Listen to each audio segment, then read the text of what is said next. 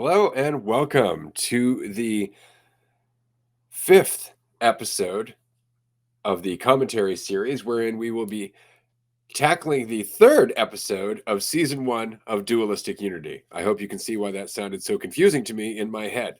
We are going to be tackling the episode, The One-Step Process, from season 1 of the Dualistic Unity podcast. We're going to be discussing some of the things that have changed since then. Let's just say some of our perspectives. It's another commentary episode is what I'm saying.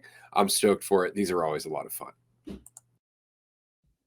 Yeah, very excited to see what's expressed in this one, because just by the title, I'm like, yeah, this is gonna be a fun one to get into. So yeah, without further ado, let's fucking rip it. Episode 3 of Dualistic Unity. I am everyone. And today I'll be playing the part of Ray again. It's been an amazing week again, man. There's just so much happening. So much. For those tuning in, I took 4 grams of mushrooms yesterday, and it was it was a great ride, and I'm excited to discuss that with someone who has done it many times, much more than I have. Not trying to convince anyone to do anything. Obviously, I think my state of mind is very primed for experiences like that. Very Certainly much. It wasn't jarring for me at all. It was like what I already knew, and it became more clear to me that it makes sense why people who take mushrooms, like some of them, their eyes are, more open. Some of them, it's just like a fun trip, stuff gets wiggly, but it doesn't actually teach you anything necessarily. It gives you the opportunity to see things if you're ready. So for if you're very much think that, you're this human and that's all you are, all you ever will be, and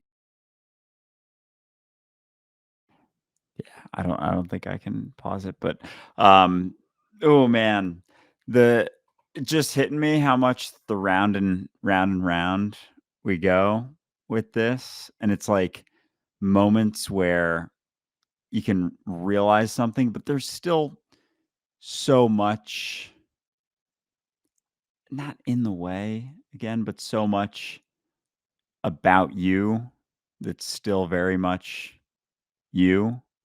And so hearing myself say these things, I'm like, yeah, this is hitting right now. And again, like with all these episodes, it just goes to show it's not about the words. Say the words, and like the words are reflective of something there for sure. But yeah, it's about what you do. Absolutely. I just want to say very quickly, one thing I love about the intro to this one is that you start off with, I'm the all of everything. And I'm like, and I'm just Ray. Because they're both true all the time. They're both true. You are the all of everything, and you're just you. They're both true, and neither. They're just different perspectives of the same thing. You're born on a day and you'll die on a day. Like, I can see why it would lead to a bad trip or something, because it cuts you down, peels things back. Like, nope, you're not just that. You're everything, and you always have been. That's right. And it's funny because you don't necessarily need psychedelics to achieve that by any means. I mean, a lot of people have, through practice meditation, through different techniques such as yoga or Tai Chi, things like that. They're just getting deeper and deeper and deeper into the moment, deeper and deeper away from our mind.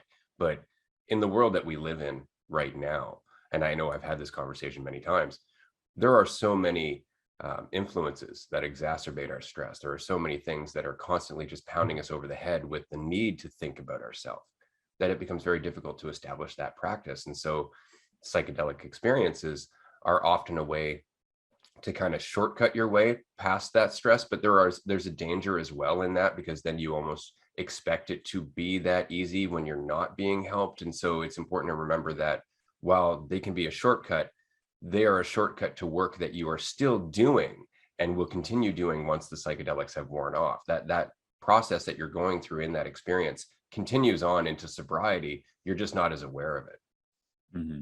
Yeah, that's what I've seen as so my experience, I can kind of get into that in more detail, but basically everything was so obviously clear when I was going through it.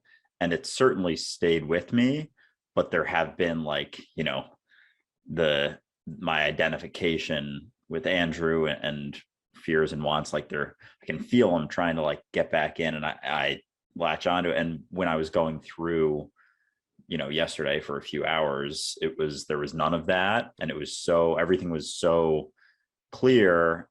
And so afterwards, I still have that sort of clarity feeling, which I was already feeling before I ever tried any sort of psychedelics. But I see how people can get right back into their patterns, essentially, if they think that it's all, the mushrooms or whatever psychedelics they're taking.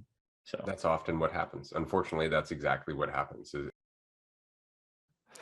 Oh man, just it hit me with that, like how much my life has felt like a mushroom trip more and more recently, because I'm expressing here how it's like the fears and the wants of Andrew pulling back while I'm on 4 grams of mushrooms. And then it's like, I'm saying that here with where they're all just like have settled in to that point. And yeah, I've I've been feeling all sorts of back and forth. Only instead of it just being feelings, it's about reality. It's what's going on in reality, instead of just like, you know, being some conceptual wants or fears.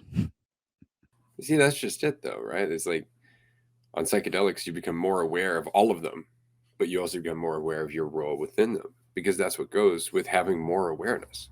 So you don't need the psychedelics, but as you expand your awareness, that means it's very much the same thing. They're all back there. You're aware of more of them, but you're also more aware of your role within there. Or at least you have the potential to be more aware of your role, unless you want to get caught up in the weeds. It's like, it's the psychedelics doing the work. It's like, no, it was always you doing the work. It was always you.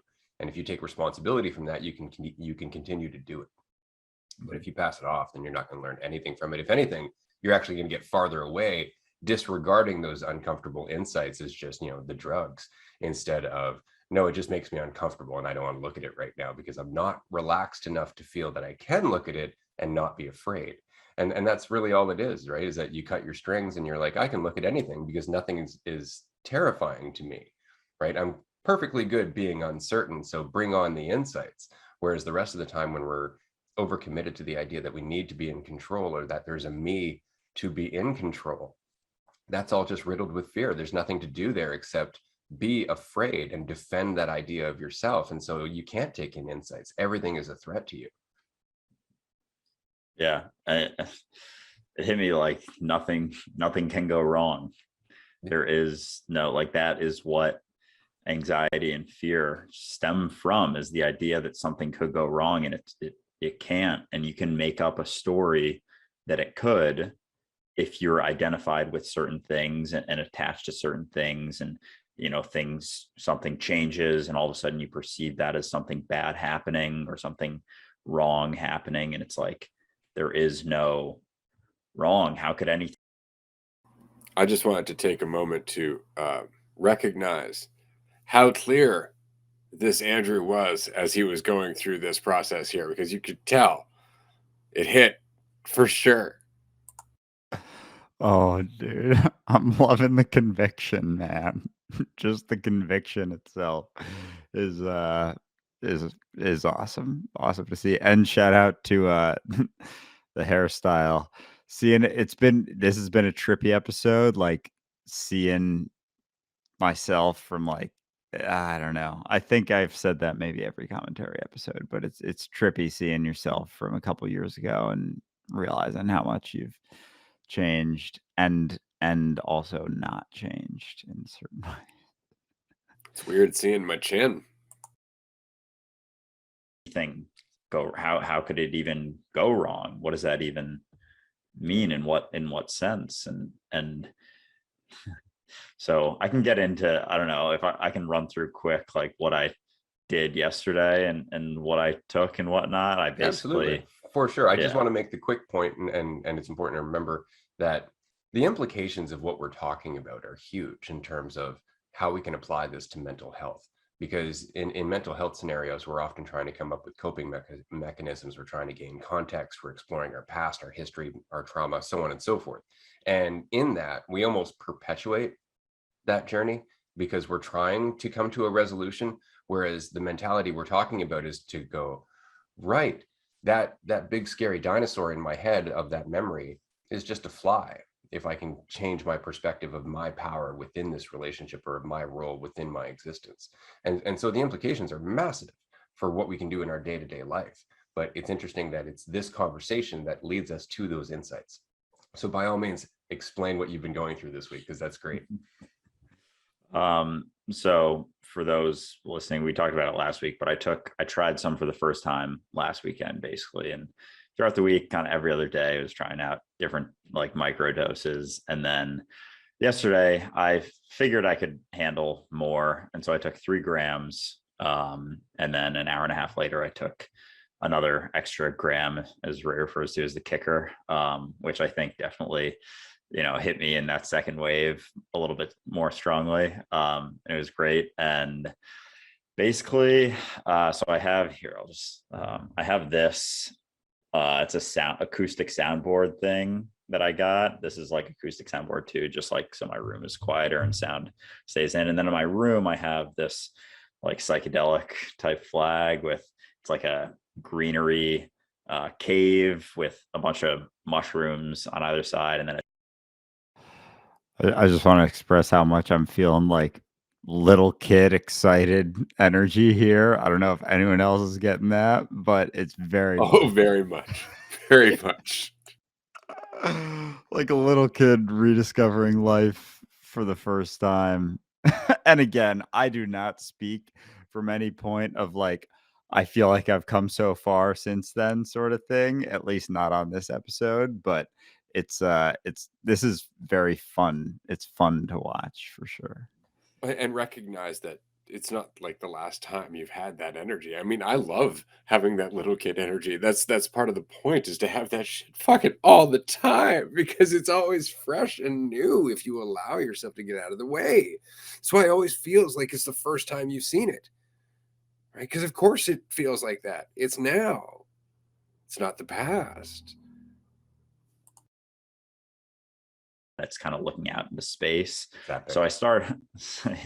So starting out, probably, what was it, 20 minutes in, stuff started getting a little wobbly, and I was like, ooh, this is weird. And then I was like, no, it's okay. This is what's supposed to be happening. So I like, there was a split second where I was like, oh, and then I was like, no, it's okay. And then I sort of relaxed into it. And then I was staring at that thing, the world, for a while, and it started like moving. And then it was like, it started breathing. And I was like, it started to hit me like, so it's all just happening, and we are this earth just happening. And it's sort of like everything individually happening. It's just like the earth sort of breathing. Yeah. And then I was there for probably 15 minutes just in this chair, just staring at that. Then I was like, I should go check out that new psychedelic thing I got with all the mushrooms and stuff. That would probably be pretty cool to look at. So I looked at that, and that's where stuff really started to hit me. That was probably 45 minutes in. And I just laid down on my bed with my pillow under my head, just staring at it. And it started moving a lot. It was like flashing and stuff was wiggling.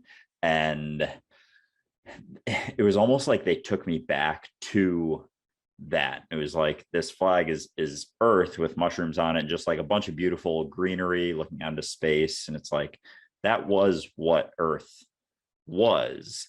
And it's sort of like it transported me in a sense back to, millions of years ago, before any humans were around.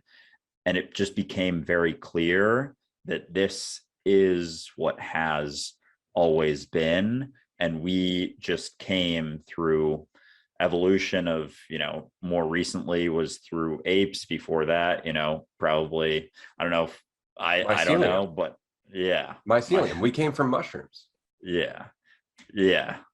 So Right. yeah, that's what I thought. I wasn't sure, so I was like, I don't know exactly, but it became very clear that we came from the earth, and it just is, and everything just is. And that's what kept hitting me, like everything just is, everything has always been. What could be otherwise? What could be before what's been? That's just what's been. And this idea of the observer and the observed, it couldn't be other, and there is no separation.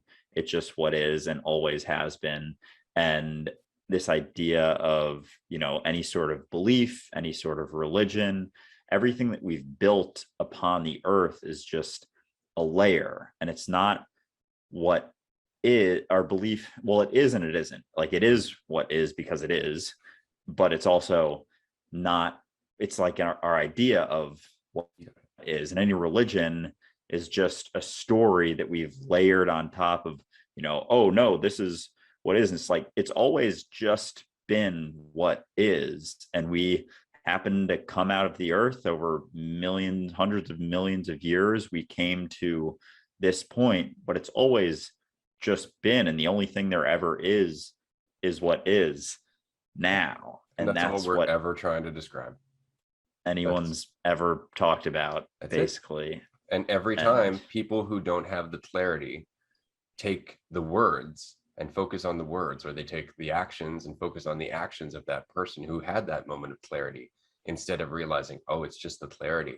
It's the clarity that's doing it. It's not the yoga. It's not the Tai Chi. It's not the Tibetan singing bowls. It's none of that. That's all lovely if you're in a state of clarity, but it doesn't replace clarity. This is why Krishnamurti was saying that the messenger is always a traitor. And we can't help it. There's nothing we can do about it, because we can try and be as clear as possible, but that doesn't guarantee the message is going to come across, which is why Jesus always said, let those who have ears to hear. Mm-hmm. Yeah. And it's almost like it's so obvious. Of course it is. It's what it is. And all that there is there is nothing to do. There is nowhere to go. There is nowhere to be. There is nowhere to come from or go to. It's just what is. The only thing I think anyone like us in this podcast could ever do is try and like sort of like the mushrooms do, just peel back and question, why do you believe this to be this is what is. This is what is. And that's it. How could it be? And Oh man, I'm loving this episode because it's Zen in a nutshell. It's the point. It's not something that can be taught. It's just what is. It's just the abiding presence as in and of what is. Like, that's all it is. And it's so interesting. And once you get there, you're like, well, then what do I do with it? I'll make a fictitious path. That's what I'll do. That's what I'll do. I'll do something like that and just fucking just to avoid. But yeah, this is this has been quite fun to hear me sort of express this, and like, again, just not about the words, just about being it and doing it. But yeah, at this point, it was like being myself was how it very much turned into how well can I say this rant that I'm on right now, is like, can I say that perfectly? And that was kind of a path I think I followed for a while after this. And that's the thing, right? And that's exactly why I find it so funny that there are so many follow these 10 steps to enlightenment, or follow these 12 stages to peaceful living. It's like, it's a one-step process. It's just one step that you have to continuously repeat. You don't get to stop practicing this one step, which is always just increasing or allowing your awareness to act, right? But how do you make that into a profitable business? How do you turn that into a book that people are going to come back to and read over and over and over again, right? I've had so many people say, can you write a book? And it's like, no, because if I do, it's going to be even harder to compensate for the message that's coming through. Here, I can do it through speaking, but in a book, you're just going to take what I've written and run with it. And I'd rather be in the conversation. I'd rather be somewhere in that living dialogue where I can at least account for some of the misinterpretation. But it always comes back down to, it's a one-step process. Improve your awareness and everything else will follow. And on that note, I just wanted to throw in that, in fact, my mind has changed, because minds do that.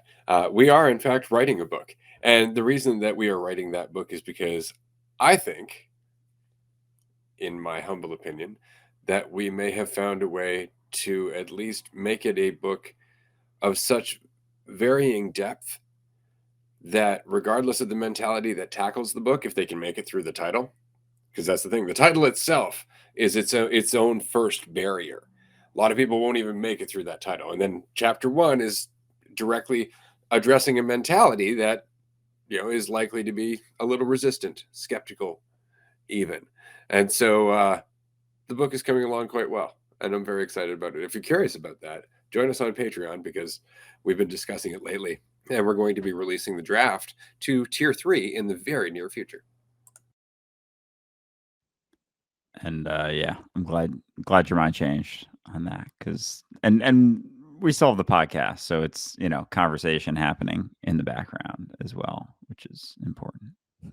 Well, there is something else to be said, and this is, I think, the point. And I know you look at these and you're like, "Oh my God, I've changed so much." I see the same thing, and I think a big part of it is in the recognition that those with ears to hear will hear, right? And those without are still on their own journey. And it's not really up to me to say necessarily that they shouldn't run across the book just because it's unpleasant, just because it sets them off. Maybe that's the best thing. So at the end of the day, I've just decided to stop thinking about whatever impact it might have or the end result or anything like that. And I've just decided that I want to write a book. And you decided that you want to write a book. So before we knew it, we're writing a fucking book. That's really all there is to say about it.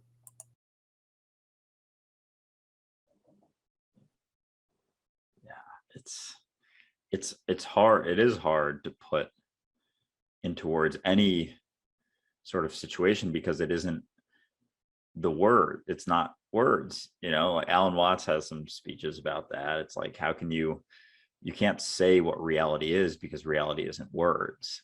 So it just is. And it's like, so I don't know if I want to say obvious, because it's clearly not, but it almost is. Yeah. But our problem is lack of clarity. And this is something that's really dawned on me over time, is that as a species, we tend to put thought and logic on a pedestal, like it is the epitome of human intelligence. But thought is actually degraded intelligence. Thought, conceptual thought, is all dualism. It's all me versus that, you versus them, dark versus light. There's no whole context. There's no understanding of the whole picture. It's always just categorized sections, right? And so when we are being truly intelligent, it's almost like we're not thinking, or rather the processing is happening on another level entirely. It's not conceptual.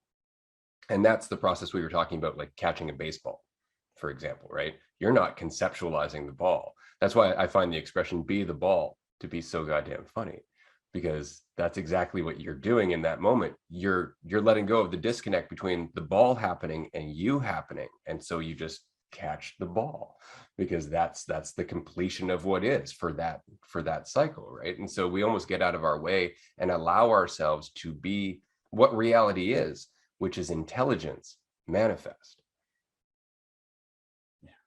Yeah. And that idea of everyone, any words that you use or thoughts or intelligence, is just coming from a perspective of what is. So how could you put into words or express or explain what is from one perspective, even from you're 5 feet tall or you're 7 feet tall, like even from like literally a physical perspective, how could you express things in the same way? It's like, it's impossible. And I was was walking around. So I it was probably, I don't know when I texted you, I was, venturing out and I almost turned around as soon as I walked outside because I was like, I'm tripping balls right now. And I started like dying laughing, like right outside my door. And I turned around and I was like, I can do this. I can do this. And it was probably after 2 hours of taking the first dose. I took the first one at like 1:30 and it was like 3:30. So it was only like less than an hour after the kicker too. And I was walking around and I was like, had a big old shit-eating grin on my face, just like walking around, like no like structure whatsoever. It was just like so loose. And it was Saturday midday in New York City, so it was crowded. It was very crowded. And I was like, I would start laughing here and there. I was like, ooh, people, I wonder what I look like to other people right now. I probably look like I'm tripping balls on something because I always do. I got to tell you, like I know for a fact because I don't hold anything back on my face, right? Because I don't care if anybody's looking at me. So I have the same, very much the same attitude when I go out into the world as you did yesterday.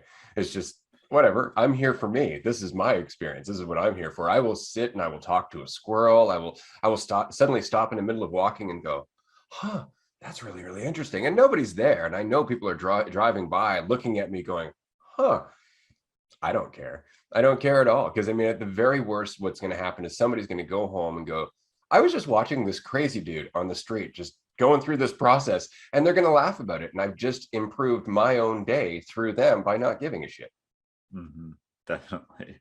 And because I was walking around like smiling and I knew every single person walking past me.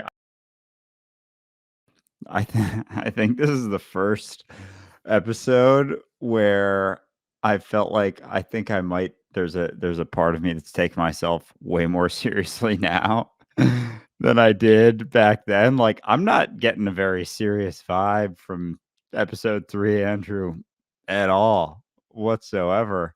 And yeah, it's now shifting around some perspectives I'm having now about my previous experiences, and I'm like, fuck yeah, maybe I don't know. Maybe I don't know. Maybe it's not a linear trajectory like you'd like to think, that you didn't, come from, the darkness into the light, but that your whole life has been rather periods of greater or lesser degrees of light. That there have always been moments of startling clarity throughout your life, where if you were to look back at those moments, you'd be like, holy fuck, I sound like I do now. But then you have other moments where there was less light. And then when you're in a moment where you're doubting yourself, you're like, holy shit, I sound as doubtful as I did, then. And it's just because, again, we're always oscillating in and out of clarity. But we think it's a trajectory, like from the confusion to the clarity. It's like, no, it's a trajectory from a shit ton of confusion and a little bit of clarity to less confusion and more clarity. Sure, but there's always the oscillation. That's life.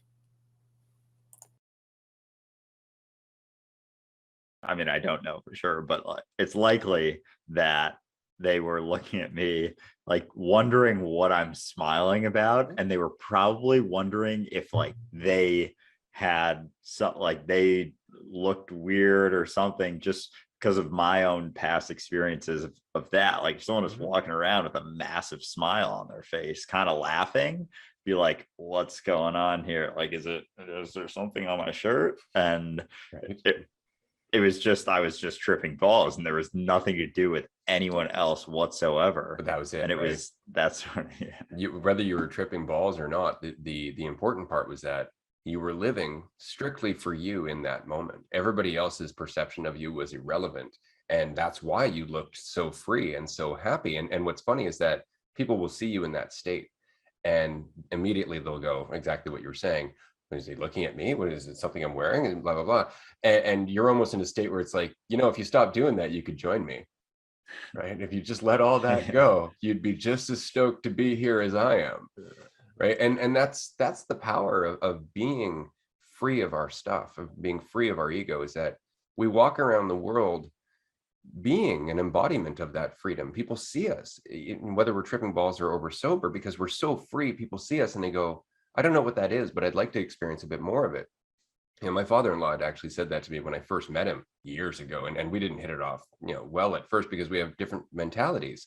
He asked me, like, where do you want to be in 5 years? And my response was, in a state of mind where I don't care where I am in 5 years. That was my answer, right? And so after getting to know me for a while, he said, I don't understand where you're coming from, but I would like to. I would like to see a little bit more of that in my own life. And it's like, well, that's great, but it's kind of a commitment. Like, you actually have to commit to, it's not just a little bit when you're feeling a consequence. It has to be 24/7. It's a 24/7 thing. Like, you're either on the ball or you're not. You're either, questioning yourself or you're getting comfortable, but it's one or the other all the time.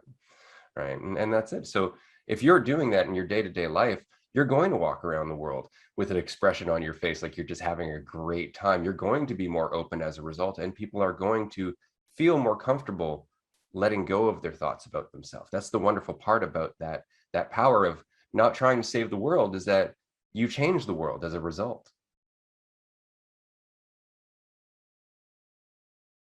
I really liked that part, and it's just putting more and more into perspective that, like, the consequences, like, going through, almost cycling through the consequences, because, like, thinking back to this point in my life, there was a lot of things that I was invested in that had, varying consequences. Investment in perceptions of myself and ways of doing things and living, and it's like each and everything I've almost let go of things almost like individually, and each and every time it's like a buildup of shit in order to pay enough attention to drop it or to let it go. And it's just that sort of cycle. And you don't drop all of them at once, because it's like you'd be unrecognizable. You wouldn't be able to rationalize doing it all at once, but each and every time there's the opportunity there, and like you're already shifting and changing, and like it's playing out. It's playing out. Just fucking let it. Yeah, certainly. Yeah. And I do find myself, walking around even when I'm not, especially the last couple months, just it really, that feeling of self-consciousness has decreased significantly. And now that, I know that I'm everyone, it's like, what could there possibly be to be self-conscious about? It's almost like cuts through the whole thing, and it's like, name something, and Yep. you can't, like, you just can't. Well, as people will say, like, you're a bit of an asshole sometimes. And it's like, yeah, absolutely. I have that in me for sure. I have everything in me. Name it. It's all in there. Like, I have nothing to defend. I'm awareness, the worst villain to the best hero, and everything in between. So there's no point in defending myself. That's just me trying to hold on to an idea, which just limits me from all the other insights. I'd prefer to be free and completely unpredictable, because it's more. Just keep in mind, at this stage here, I see Eckhart Tolle across the screen for me. So the thought, even you saying like, I can be an asshole. What I was like, yeah, sure. Yeah, whatever.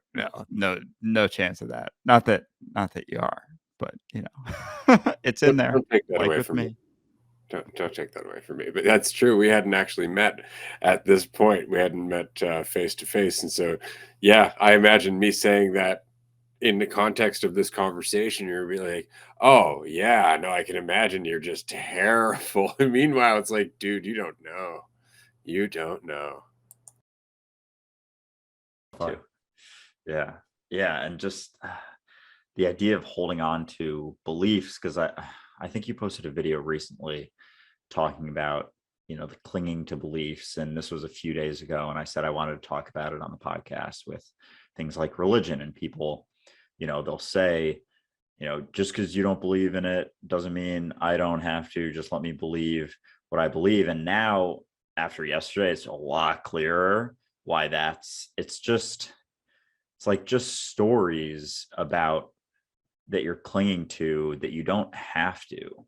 No, And but they make me it's, feel secure, yeah, right? Because I'm holding on to other stories that make me feel afraid. That's the thing about cognitive dissonance, is that we will commit to a certain strategy or a certain perception or a certain way of looking at ourselves in the world. And we do that in order to feel secure or to feel more stable or to feel morally superior, whatever it might be. But the consequence that comes with that strategy is always fear and frustration and defensiveness and everything else.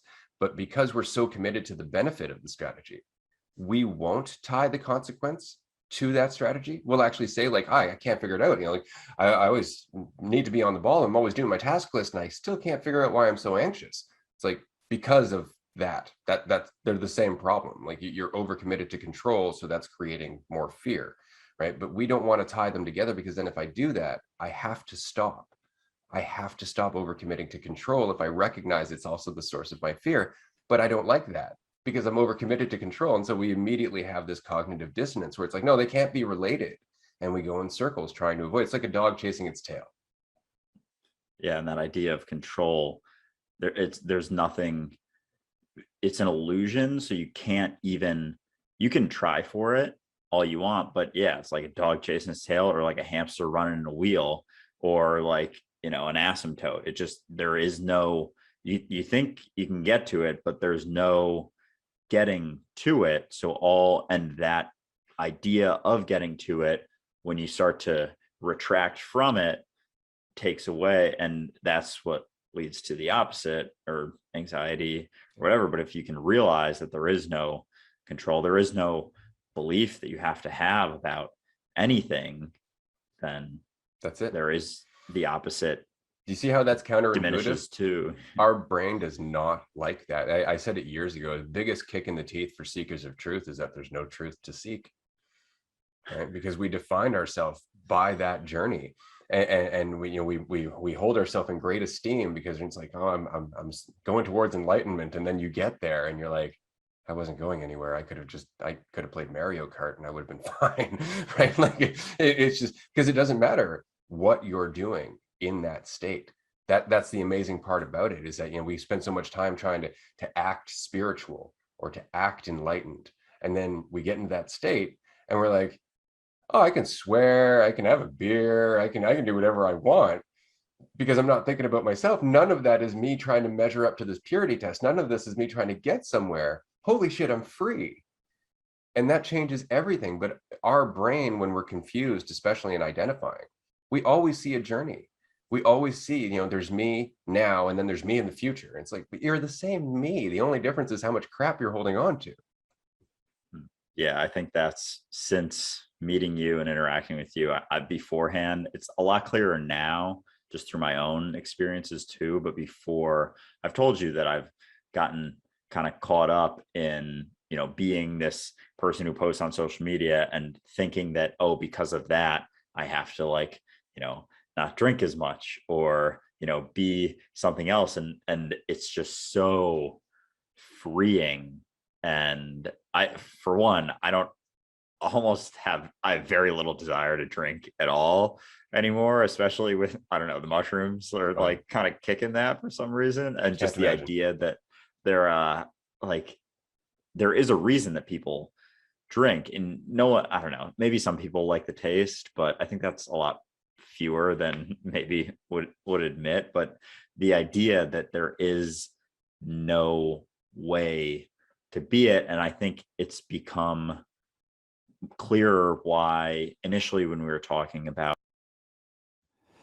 Yeah, it's it's fun to hear me explain these things kind of in real time, because even realizing like, I don't have so much of a desire to drink anymore, and maybe it has to do with some of the mushrooms, and like, that's interesting. Whereas now it feels like those things have settled in to the point that I almost forget that there's something that I was like super gung ho about expressing, and just like very excited about, and like very enthusiastic about it, a new sort of thing.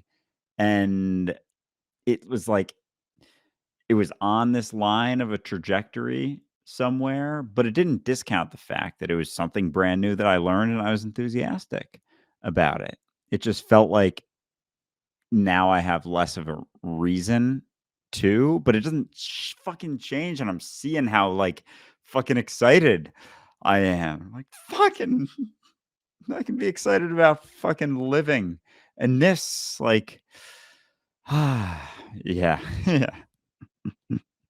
It's good timing, this episode.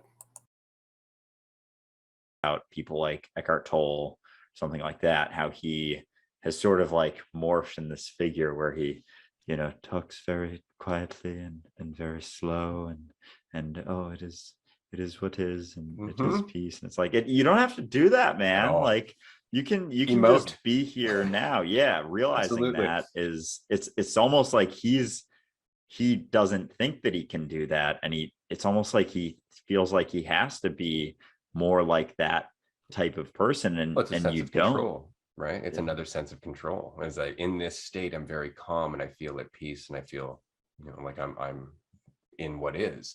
Whereas if I were to get emotional, I might lose that. I mean, it's like riding too fast on a bike, right? And if you lack faith in yourself, then yeah, you'll start to immediately grasp for that sense of control, as we always do when we start to feel like we're losing it. But it's very much like walking a tightrope. The more you worry about it, the harder it is, right? You just have to walk the rope. You have to feel your balance. You have to just keep moving forward, and you will find your stride, right? Your sea legs, as I referred to it the other day, right? You'll find your stride, but you actually have to trust in yourself. You actually have to get out there and start dancing. You can't just think about the dance moves, and you can't stick to a certain dance just because that's where you feel comfortable in the dance, because the dance is always changing. And if you're not, then you're not really dancing. And that's when everybody starts pushing you around because you're not in the flow. Or you think there's an idea of where you should be. It's like, well, you're here, so you couldn't be anywhere. Whether you think you should or you shouldn't. And it almost seems like with people like that who are very spiritual and ceremonial, it's like they've realized it, but they're still, maybe he thinks that if he acts like that, he'll sell more books or something, or who knows, or that if he doesn't act like that, then maybe he doesn't have enough trust in himself to express freely. I mean, maybe that is him expressing freely, but from all accounts, and I've met a few people who have met him, he is like that in person. Like, that's just the way he is. There's a certain calm reservation about him. And again, I think that a lot of that is how he's learned to live. I think a lot of that is again our concepts of what it is to be enlightened or spiritual or at peace. I always find, to me, my favorite imagery of being at peace is laughing my ass off with a friend, listening to some music in the background or something. To me, that's peace. Whereas a lot of people in the spiritual community especially will see like somebody sitting in the lotus position on a mountaintop. It's like, okay, like that's peaceful, right? That's lovely, but it doesn't matter what the emotion is or what the circumstances are. It doesn't matter what you're doing, right? It's peace. It's an inner thing. It's not even an inner thing. It's just what you are. It's just what you're radiating, because you're not analyzing yourself. You're not criticizing yourself all the time. You are not a thing. It's like Doctor Strange. Have you ever seen that movie? I don't think I've seen that one. There's this fantastic line in Doctor Strange, because they're talking about his abilities and the fact that he's a very smart man. He was a surgeon. He's always excelled in everything. But there's one insight that he never got, which is that it's not about him. And the whole movie just comes right back down to that insight. Like, it's not about you individually. It's not about you separate from everything else. It's not about you, the idea. And that's exactly the point, is that the more we get caught up in that idea, the more we squander our incredible ability, the more we end up just playing pretend instead of living in the world. It's not about us. Yeah. And having an idea of who you are, even, like, it's just clinging, almost like knowing yourself or having an idea of who you are is clinging to something in the past of what was in a moment. And then you've it's almost like you hit pause there and you're like, oh, that's who I am. And it's like, I had all these things and now it's like, that's who I am. And then I'm going to, try and be that. And then it's like, oh, life wants this, but I know I'm this person, I'm this. And it's like builds this resistance and like detachment and whatever And I say, but conflict. even, yeah. immediately, right? It's like, Yeah, I mean, this post 4 gram mushroom episode, yeah, not a lack of clarity. That's for sure.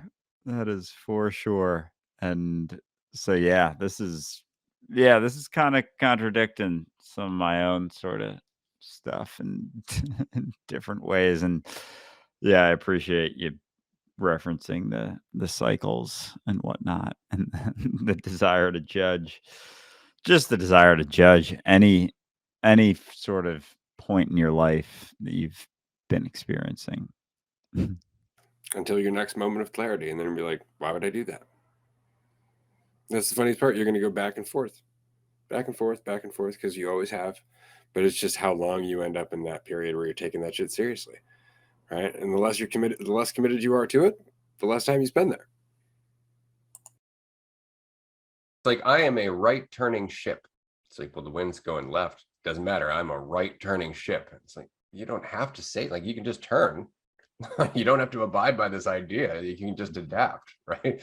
But that's what we do. It's like, no, this is what's always kept me feeling safe. This is what's always kept me feeling secure. It's like, right. And as we said before, there's nothing more secure than a prison cell. And what you said too, there's so many things that you've said previously that have just made more and more sense recently. And with Gary Vee saying that, he can't swear less because that's not who he is. It's like that sort of like, this is who he's becoming. Oh, this is who he is. And now he's been that person for, 10 years. And that's who he is. And it's boxed up and packaged into a nice little cell. And what's worse is that now he has followers who are like, yeah, that's who he is. That's why I support him. And then you have other followers who are like, oh, I don't like how he is there. It's like, he could change. Right. And that's the thing, is that we get caught up in ideas about him in the same way that he gets caught up in ideas about him. And so everybody is dealing with their ideas of each other, and nobody's actually in a relationship. And that's the funniest part, right? Especially in conversations, you get into a conversation, and if you're in the habit of identifying, you're not actually in that conversation. You're seeing all of your assumptions about that person, which validate your assumptions about you, and they're doing the same thing. So now you have two images talking to images, and nobody's talking to each other. All just ideas of what is. And that's why often you'll run into people, and what they'll do is they will tell you who they are. They will say, oh, people think this about me, and this person was saying this about me, and this, you'll never guess what I do, and this is just who I am. And they will tell you their story. And this is why in initial life coaching sessions, I would always let people just talk for 90 minutes. It's like, tell me who you think you are, because in doing that, I can find your problems. Mm-hmm. Yeah, I've found it. I've always found it. That problem being, of course, who you think you are.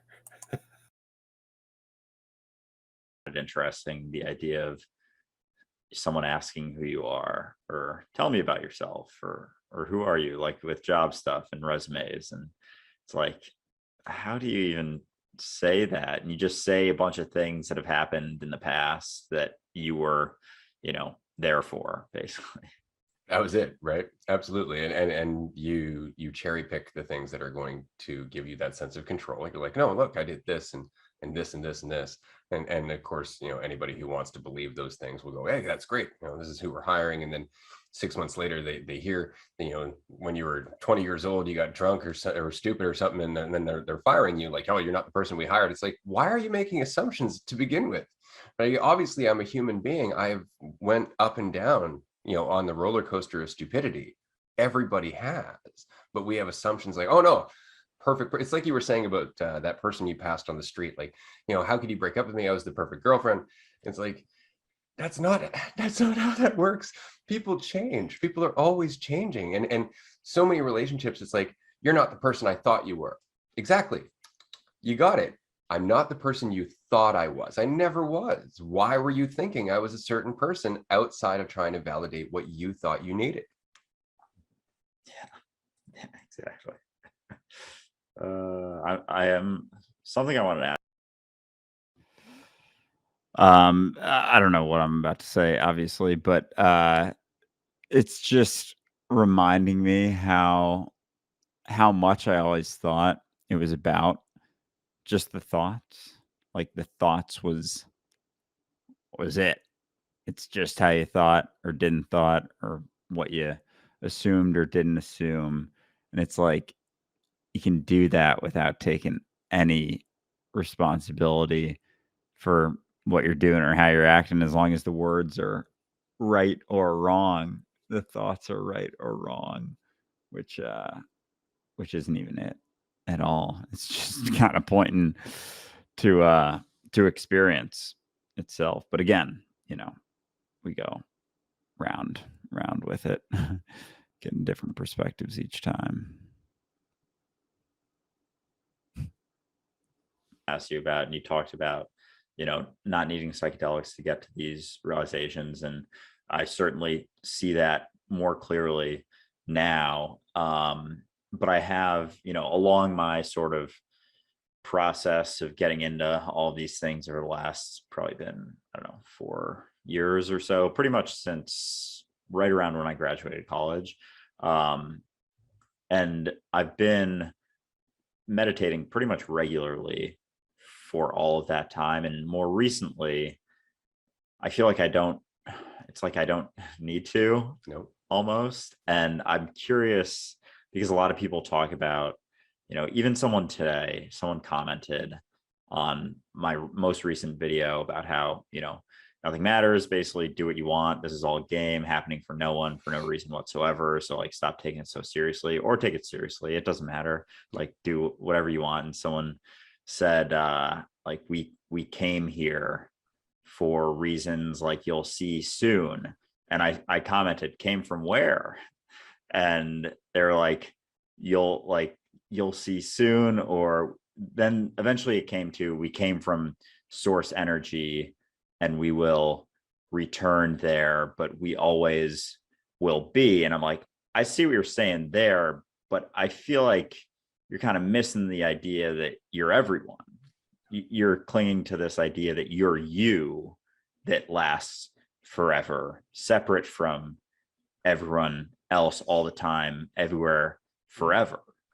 And they never responded to that one. But no, because you're touching on the uncomfortable bit. And it's funny, an old friend of mine has been listening to our podcast, and at the end of episode 1, I said something along the lines of, hey, that was a great episode. We managed to get into some really good conversations without getting into the uncomfortable bits. And of course, he wrote to me, he's like, what are the uncomfortable bits?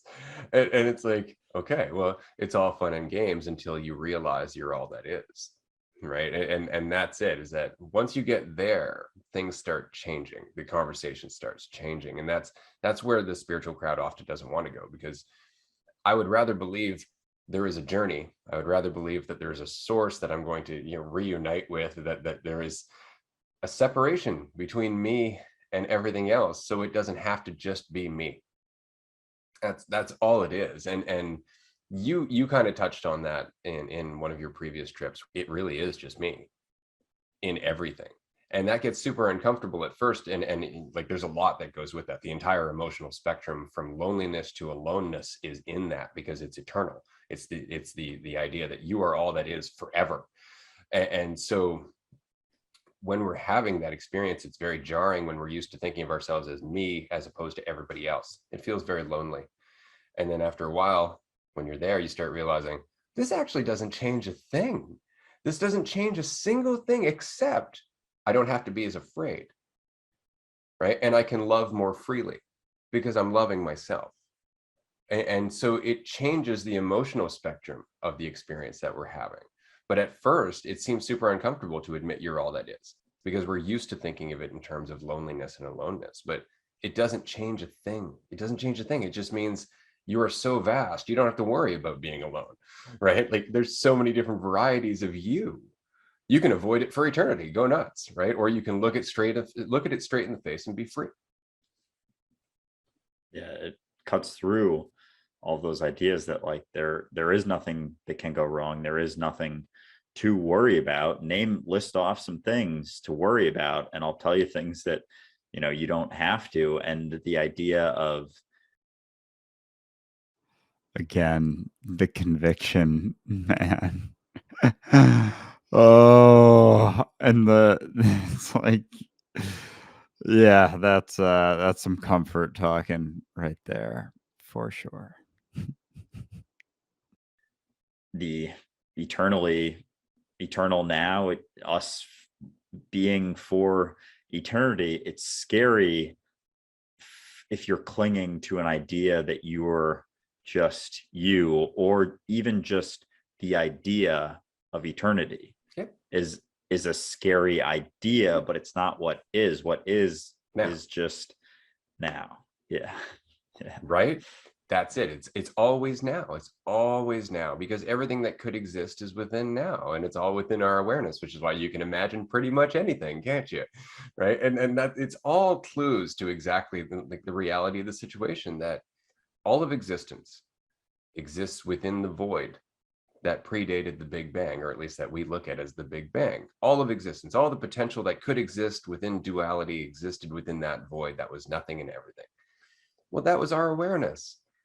That's exactly where we still are. We're still in the void. We just perceive time, right? Like, for me to be sitting in this office right now, for this experience to exist as a present moment, my awareness goes, but it had to come from somewhere, right? And so immediately all of the moments that could exist to lead to here exist within time and space. And all the moments that could lead from here to my inevitable death exist within time and space, because I perceive duality. So I can't just perceive the existence of one moment without my brain immediately going, but there had to be a before and an after, right? Because that's the experience of duality. So everybody talks about the Big Bang like it happened, and we're somewhere in the process of it happening, but it never happened.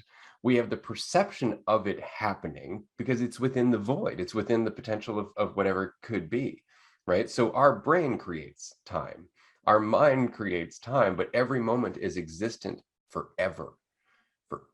And so our entire perspective of the Big Bang is just based on our awareness going, no, this couldn't just exist on its own. It had to have a progression. There had to be something that led to it. And that's our history in a nutshell, is just the logical steps to make this moment happen in existence. I don't know if I'm quite there with you. That was going to be something that I wanted to ask you about, was the Big Bang. And I understand now, when you were talking about, before, what was before existence and before what happened. It's like, what do you mean? It's existence. What could be before non-existence? Like it is existence. Yeah. Like, but the idea of, the void and the Big Bang and all of those things, like it's just the separation perceptually, right? Like, just completely glazing over how you just talked about how the past is just to make sense of this moment right now. It's like, yeah, but I got some questions about my past, about the things that have happened before this. Just like, yeah, because yeah, but that's a lot there, and yet That was a lot. yeah, That was a lot. But again, it comes down to what I was saying the other day in I believe it was Patreon, or it could have been Discord, could have been the lounge in Discord. Just that when you stop thinking about yourself so much, everything else just opens up. Like, I don't sit and deliberately think about the Big Bang. I will just sit, and then all of a sudden time will go through my awareness, and I'll go, oh, hold up. And that's really it. But everything I just dropped in this episode, I'll admit I was very excited to be able to do so, because this is something that really tickles my fancy. But I knew I was pushing it a bit here. I'm like, all right, we're gonna fucking unwind on this, because I really wanted to get it out. And I think it's really funny that we were actually having this conversation earlier today. This episode is awesome. like, everything is one. And how do you divide one into everything, right? And so we perceive time as the sequence of events that would divide one into everything, right? But all of those things exist within everything. We've just conceptually divided it. We've experientially divided it as well. Perceptually and experientially and conceptually, we've divided the world. But the world is still, or the universe is still, all and everything in one moment. whether we perceive it that way or not. And so that's kind of the fun part, is that we can experience time even though time doesn't exist. We can experience space and separation even though those things don't exist. Yeah. It's a weird thing. That's why the Vedics used to always say, or the Vedas used to always say, you know, I am that, you are that, we are all that. They didn't even give it a name. We're just that. Mm-hmm. Yeah. I'm getting that with the beginning, the void that you're talking about, the Big Bang, all of which are terrible ways to put it. It's just all I've got. Yeah. Like, I know I want to say like, where did it start? But all possible. Okay, so this is what's interesting, right? Is in Genesis. And before I get into what's interesting, I think we're going to end up wrapping this up here for today, because this has been an excellent first half of this episode. I love that this episode is called the one-step process, because we really just keep coming back to the fact that it's just you being here, getting caught up in a narrative or not, right? You don't need to be anything more than you are. You're actually already exactly what you need to be. Can you accept that? Can you let it go? That's really the question. Can you let go of the need to try and evaluate your progress or your worth or your value or your potential? Can you just accept that you are enough now? That's it. And if you can't, why not? And there's no reason other than you won't. Again, why not? And that's the whole fucking journey right there.